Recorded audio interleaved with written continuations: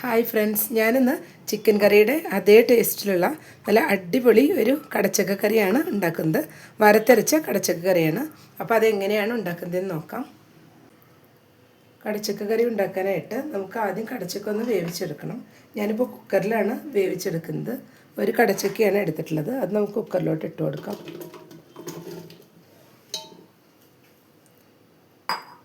ഇനി ഇതിലേക്ക് ഒരു സവാള കട്ട് ചെയ്ത് ചേർത്ത് കൊടുക്കാം. ഇനി ഒരു 2 പച്ചമുളക് നടുകീറി വെച്ചതും കുറച്ച് വേപ്പിലയും കൂടെ ചേർത്ത് കൊടുക്കുകയാണ്. ഇനി നമുക്ക് ഇതിലോട്ട് പൊടികളെല്ലാം ചേർത്ത് കൊടുക്കണം. ഞാനിപ്പോൾ ഒരു 3/4 ടീസ്പൂൺ മഞ്ഞൾപ്പൊടി ചേർത്ത് കൊടുക്കുകയാണ്. 1 teaspoon Kashmiri chilli powder, 1 table spoon മുളക് പൊടി. മുളക് പൊടിയെല്ലാം എരിവിനനുസരിച്ച് നമുക്ക് കുറച്ച് കൂട്ടിയും കുറച്ചെല്ലാം എടുക്കാവുന്നതാണ്. 1.5 ടേബിൾ സ്പൂൺ മല്ലിപ്പൊടി. ഇനി ഇതിലേക്ക് ആവശ്യത്തിനുള്ള ഉപ്പും കൂടെ ചേർത്ത് കൊടുക്കാം. ഇനി നമുക്ക് ഇതിലോട്ട് ഒരു 2 ഗ്ലാസ് വെള്ളമാണ് ഞാനിപ്പോൾ ഒഴിച്ചു കൊടുക്കുന്നത്. അതും കൂടെ ഒഴിച്ചിട്ട് മിക്സ് ചെയ്തൊന്ന് വേവിച്ചെടുക്കാം.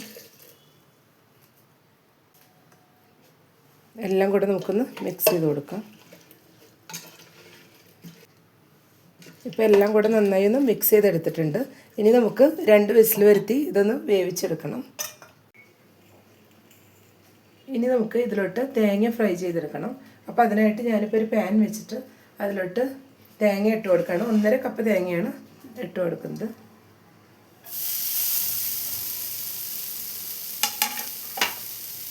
ഇതിലേക്ക് ഇനി ഒരു 4 ചുവന്നുള്ളി ഇട്ട് കൊടുക്കണം. പിന്നെ ഒരു 5 വെളുത്തുള്ളി, കുറച്ച് വേപ്പില ചേർത്ത് കൊടുക്കാം. ഇനി ഇതിലേക്ക് 1 ടീസ്പൂൺ പെരിഞ്ജീരകം പൊടിച്ച് വെച്ചതും കൂടെ ആഡ് ചെയ്ത് കൊടുക്കുകയാണ്. ഇനി ഇതിലേക്ക് അല്പം വെളിച്ചെണ്ണ കൂടെ ഒഴിച്ച് കൊടുത്ത് നമുക്കിത് ഫ്രൈ ചെയ്തെടുക്കണം.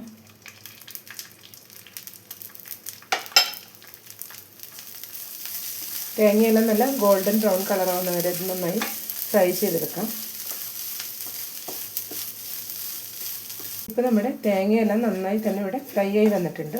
ഇനി നമുക്ക് ഫ്ലെയിം ഓഫ് ചെയ്തിട്ട് ഇതൊന്ന് ചൂടാറിയ ശേഷം അല്പം വെള്ളം ചേർത്ത് നന്നായിട്ടൊന്ന് അരച്ചെടുക്കാം. ഇപ്പോൾ നമ്മുടെ കടച്ചക്ക എല്ലാം നന്നായിട്ട് വെന്ത് വന്നിട്ടുണ്ട്. ഇനി ഇതിലോട്ട് നമുക്ക് അരച്ച് വെച്ച് തേങ്ങ കൂടെ ആഡ് ചെയ്ത് കൊടുക്കാം.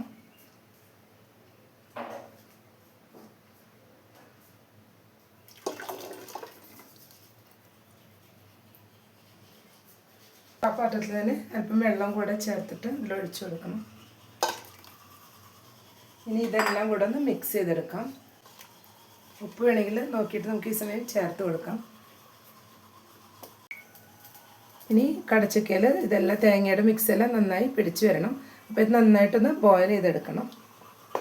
നമുക്കിത് ബോയിലായി വരുന്നവരെ വെയിറ്റ് ചെയ്യാം. കടച്ചക്ക കറി ഇവിടെ നന്നായി ബോയിലായി വന്നിട്ടുണ്ട്. ഒരു 2 മിനിറ്റ്സ് കൂടെ ഇതുപോലെ ഒന്ന് ബോയിൽ ചെയ്ത് എടുക്കണം. ഇപ്പം നമ്മുടെ കറി ഇവിടെ സെറ്റായി വന്നിട്ടുണ്ട്. ഇനി നമുക്ക് ഫ്ലെയിം ഓഫ് ചെയ്തൊന്ന് താളിച്ചെടുക്കാം.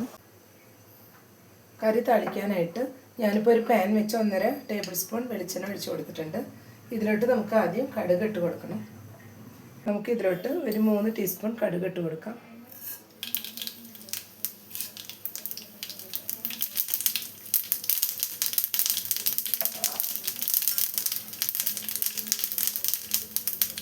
കടുക് പൊട്ടി വന്നിട്ടുണ്ട്. ഈ സമയം നമുക്ക് ഇതിലോട്ട് അല്പം വേപ്പിലയും 5 ചുവന്നുള്ളി ചെറുതാക്കി കട്ട് ചെയ്ത് വെക്കുന്നത് ചേർത്ത് കൊടുക്കണം.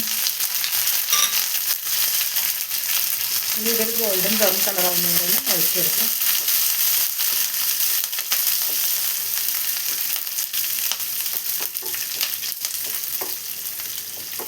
ഉള്ളിയെല്ലാം ഗോൾഡൻ ബ്രൗൺ കളറായി വന്നിട്ടുണ്ട്. ഇനി നമുക്ക് ഫ്ലെയിം ഓഫ് ചെയ്തിട്ട് കറിയിലോട്ട് ഇത് ഒഴിച്ചു കൊടുക്കാം.